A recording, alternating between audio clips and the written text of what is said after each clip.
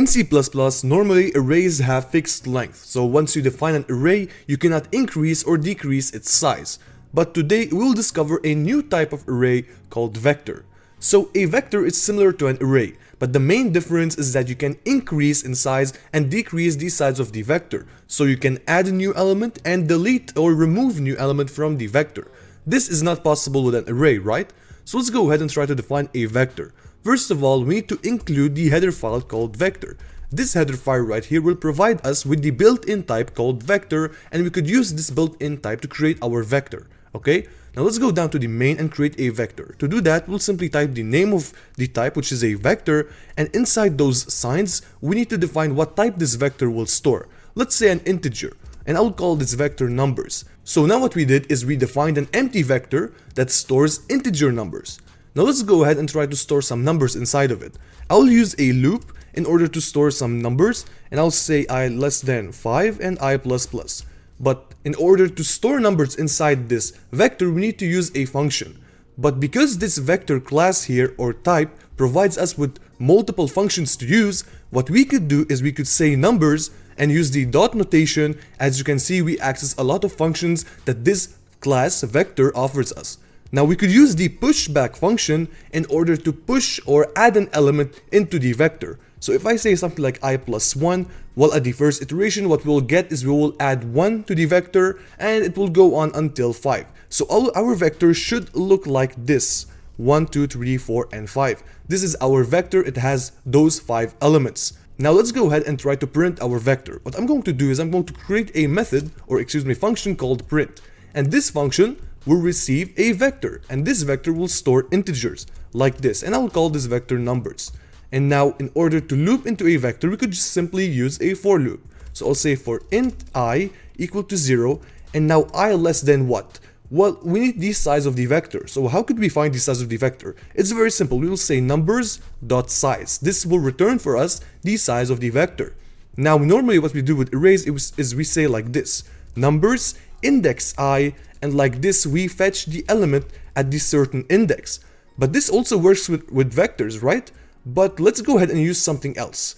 I'll use a at method, or excuse me, at function, and it is similar to indexes. What you will provide this at function is you'll provide an index. So for example, if you say numbers.atIndex1 like this, it will return the element at index 1. Right here we are saying numbers.atIndexI, so basically I changes at each iteration, and so what will happen is that inside our output we should get 1, 2, 3, 4, 5. We are printing the elements of this vector. Let's go ahead and try to print this vector by simply calling the function print and assign to it the value of numbers, or our vector. Now let's go ahead and try to compile this file. So as you can see, our vector has 1, 2, 3, 4, 5. So everything right now works properly. Now let's go ahead and try to insert an element at a certain index. So basically, if I tell you to insert 7 at index 3, for example, what you'll do is you'll count 0, 1, 2, 3 right here. We will put 7 at the place of 4, and what we will do is we will move those elements to the right. How do we do this? So let's go ahead and try right now. I'll print a before and after. So right here I'll say again print numbers, and between them I will do the operation. Let's go ahead and see how to do it. So I'll say numbers.insert. And the thing is about the insert function is that it takes 2 arguments. It takes an iterator and a value. So let me go ahead and write them. So the first argument will be an iterator like this, and the second argument will be the value that you're trying to insert. Basically, an iterator is same as a pointer. Look what I'm going to write here. I'm going to say numbers.begin like this, and let me add just 7 here, okay, right here. Okay. So what this function does, this function begin is an iterator or a pointer. It points at the first element of the vector, which is 1. So currently, right now, what we are saying is I want to insert 7 at position 0, because this pointer right here, if you want, it points at the first element of the array. And this begin right here returns an iterator, because this is what the insert function wants. It wants an iterator, and the begin function returns an iterator. And again, an iterator is a pointer. So because because begin is an iterator or a pointer, again, it points to the first element. What we could do is we could use pointer arithmetic in order to jump from element to another one. And pointer arithmetic is simply how you manipulate pointers. Make sure you go check out this video about pointer arithmetic if you want to refresh your memory about it. But either way, it's very simple to understand. If you go ahead and say +1 right here, what this means is that instead of the pointer pointing at the first element, it will go ahead and point to the second element. Now what I'm saying here is insert 7 at index 1, okay?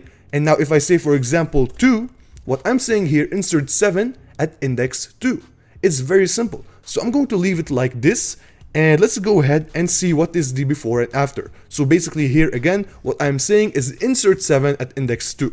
And so there it is. This is the before and after. So basically 0, 1, 2, 3, 4. This is the indexes. So 0, 1, 2. So 7 was placed at index 2. Let's go ahead and see the code. Yes, it is. So basically begin returns a pointer. The pointer points at the first element. If you add 2 to this pointer, what it will do, it will point to the element at index 2, to the third element. So this is insert and how you can insert elements inside an array. Now let's go ahead and do the same thing for the erase function. So the erase function here is used to erase an element or remove an element. Let's go ahead and say numbers.erase. And erase is same as insert. It takes one argument actually, which will be an iterator. And it will be the begin function. Let's go ahead and say numbers.begin, like this. Now again, what does this mean? The begin function is a pointer that points to the first element. Right now we are saying remove the first element because it points to the first element. If I go ahead, let me copy this and paste it right here. If I go ahead and say +1, now the pointer points to the next element, to the element at index 1. And now, for example, if I say 2 like this, we are removing 0, 1, 2, we are removing 3. Okay, let me go ahead and simply remove the first element. So now we know that 1 should be removed. Let me go ahead, compile and launch. As you can see, 1 was removed. Now, if I go ahead and say something like +3, for example, let's see what element will be removed. It should be the element at index 3. So 0, 1, 2, 3, 4 was removed. Okay, so this is the erase and the insert function in vector. Okay, now this simple exercise. We need to create two vectors, an even vector and an odd vector that stores respectively even numbers and odd numbers, and we need to use a for each loop. Okay, so we have this vector right here, this number vector. It has 100 elements inside, and we need to filter those elements from even to odd. Let's go ahead and declare a vector of integer vector. I will call it even, and then I'll create another vector of type integer also, and it will be odd. So it will store the odd numbers. Now after this loop, what I'm going to do is I'm going to use a for each loop. I'll use a for each loop to loop inside a vector.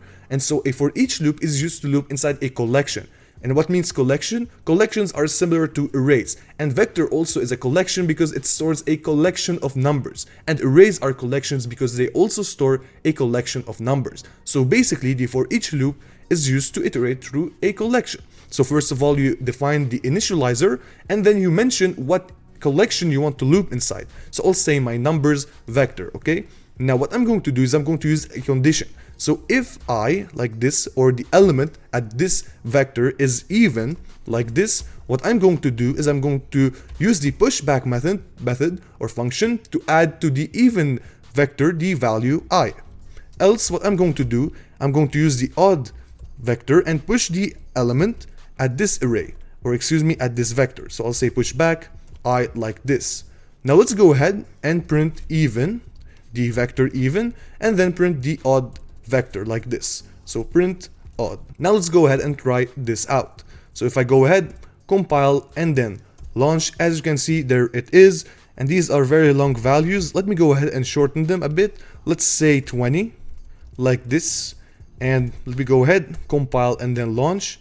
As you can see, these are the even numbers and these are the odd numbers. Alright, this is it about vectors, and thank you for watching today's video. Make sure to subscribe to stay up to date for the next C++ tutorial video.